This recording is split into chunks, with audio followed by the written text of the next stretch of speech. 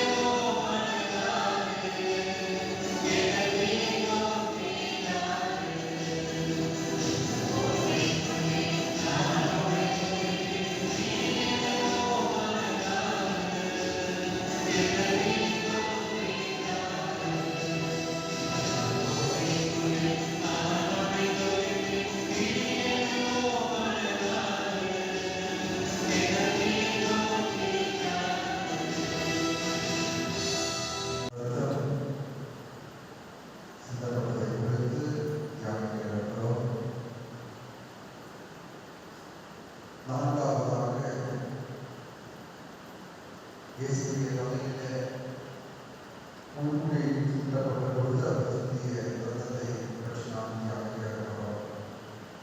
மத்தேயு 27ஆம் அதிகாரம் 28-29 நாம் வாசிக்கிறோம். அவருடைய ஆடைகளை குறித்து கருஞ்சிவப்பு நிறமுள்ள பலரங்கே அவர்கள் கண்டுபிடித்தனர்.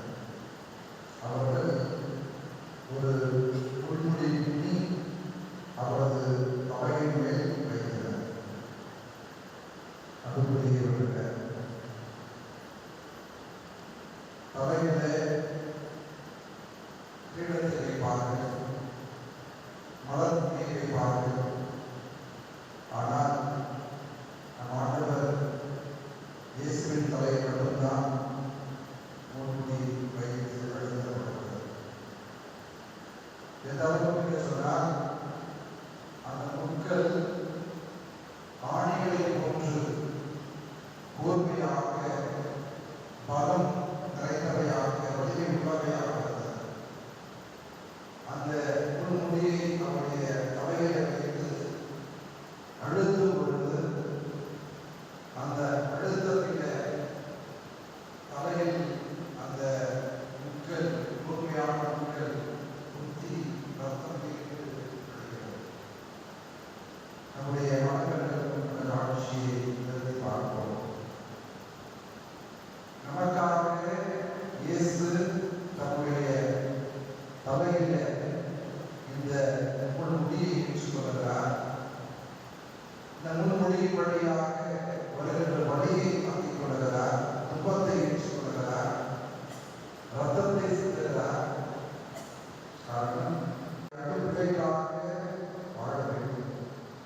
இறைவசம் விழுமியங்களை நாம் பின்பற்ற வேண்டும். அன்போடும் ஒற்றுமையோடும் பாசத்தோடும் நாம் வாழ வேண்டும் என்பதற்காக மட்டும்தான் அவர் நம்மையே கேட்டிருக்கிறார். ஆகவே இந்த 4வது முறையாக இயேசு முன்முடி சுற்றி கொள்வது வழியாக அந்த முன்முடியை தன்னுடைய சிரசிலே ஏற்றுக்கொள்வது வழியாக ரத்தத்தை சிந்தி நமக்காக ஒப்புக் கொடுக்கிறார். 5வதாக சிலுவை சுமந்து செல்லும் பொழுது யோவான் செய்தி 19ஆம் அதிகாரம் 14-17 வாசிக்கிறோம். அப்பொழுது பிலாத்து அவரை சிலுவையில் அறையுமாறு அவர்கள் இயேசுவை தம் முகப்பில் ஏற்றுக்கொண்டார்கள். இயேசு சிலுவையை தாமே சுமந்து கொண்டு மண்டை போட்டியிடம் இடத்திற்கு சென்றார்.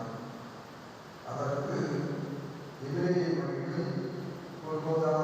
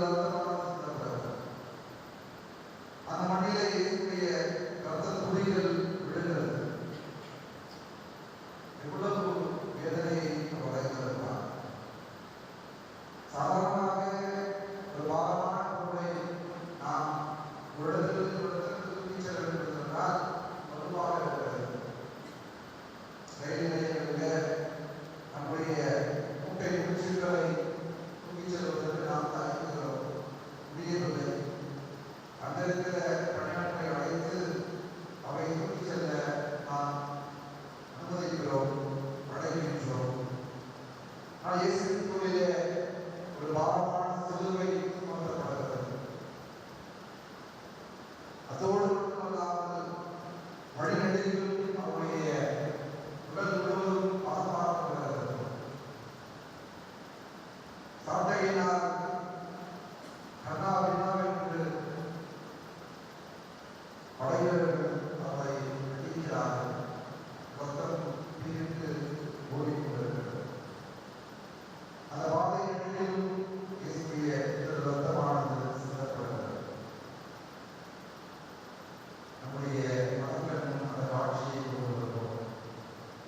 இயேசு எனக்காக, என்னுடைய பாவங்களுக்காக, என்னுடைய மீட்புக்காக அந்த பாதை நெடுகிலும் சிலுவை சுமந்து சென்ற பொழுது தன்னுடைய சிறு ரத்தத்தை சிந்தினார். நான் மீட்படைய வேண்டும் என்கிற சிந்தனை நம்முடைய உள்ளத்தில் இருக்க வேண்டும்.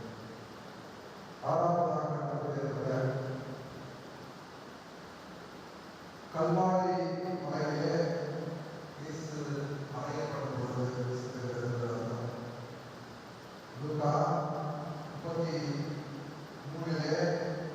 23 அதிகாரம் இறைவசனம் 33 வாசிக்கிறோம். மண்டை மூடியவர்களிடத்தில் வந்ததும் அங்கே அவரை சிலுவையில் அறைந்தார்கள்.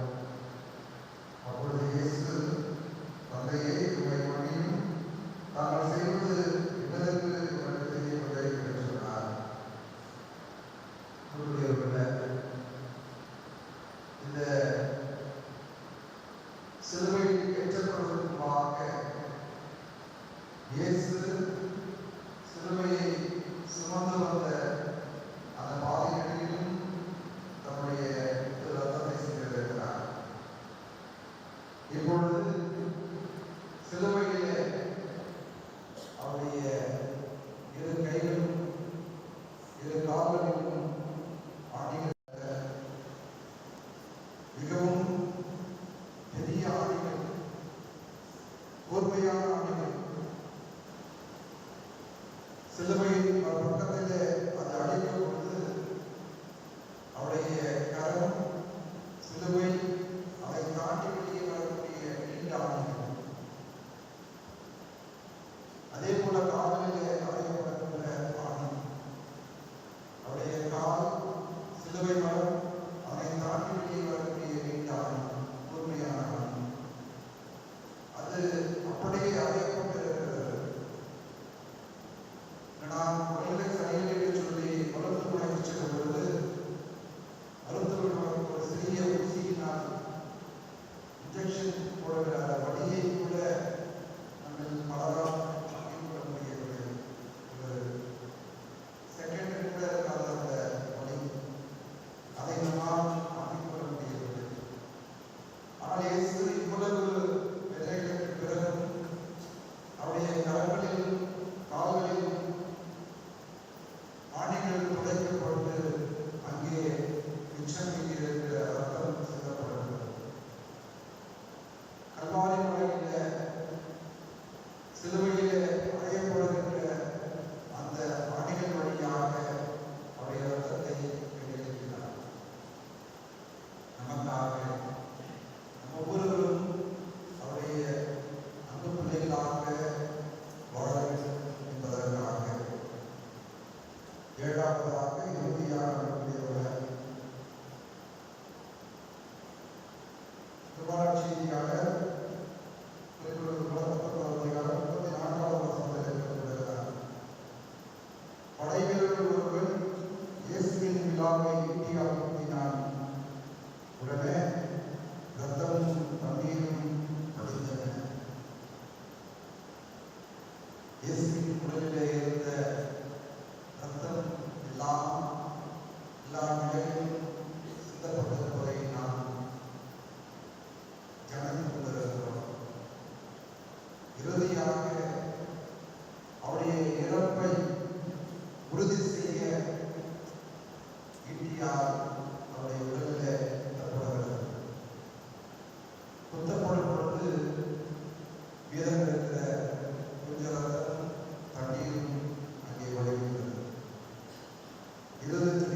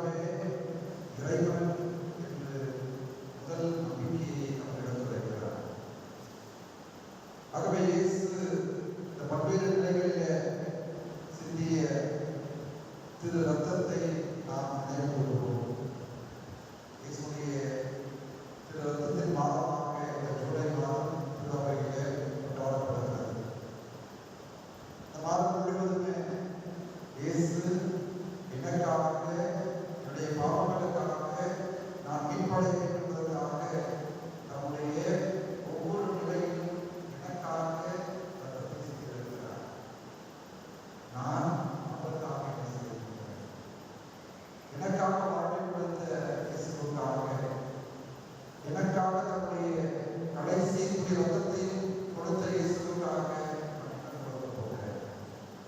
இயேசு நம்மிடம் எதிர்பார்ப்பது ஒன்றே ஒன்றுதான்.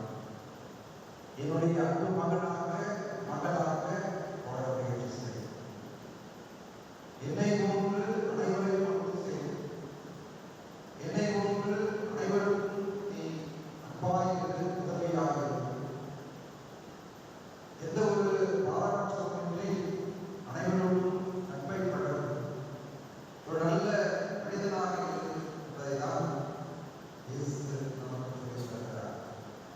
நம்முடைய வாழ்வு பல நிலைகளில் எப்படி இருக்கிறது? அனைவருக்குமாக பார்ப்போம்.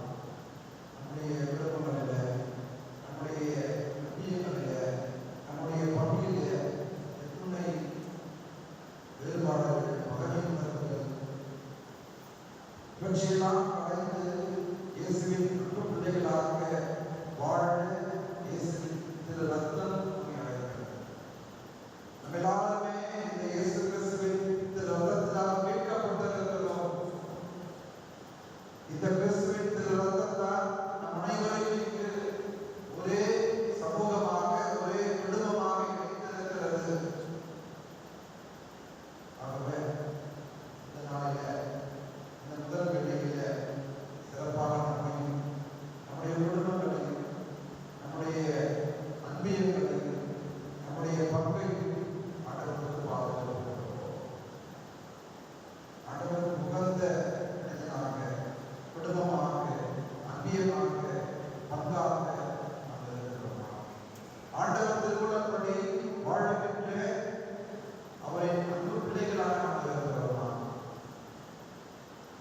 பல வேளைகளில் நம்முடைய வாழ்க்கையில தோல்விகளை சந்திக்கிறோம், இடர்பாடுகளை சந்திக்கிறோம், வெற்றி நிலைகளை சந்திக்கிறோம். இதற்கெல்லாம் காரணம் நம்முடைய விருப்பத்திற்கு ஏற்றாக நாம் வாழ முயற்சி இருக்கிறோம். ஆனால் நம்முடைய வாழ்க்கையை ஆண்டவர் திருமணத்திற்கு ஏற்ப அவருடைய கருத்தில் போடுவோம். ஆண்டவரை நீர் என்னை வழிநடத்தும் என்று சொல்லி அந்த பாதையில்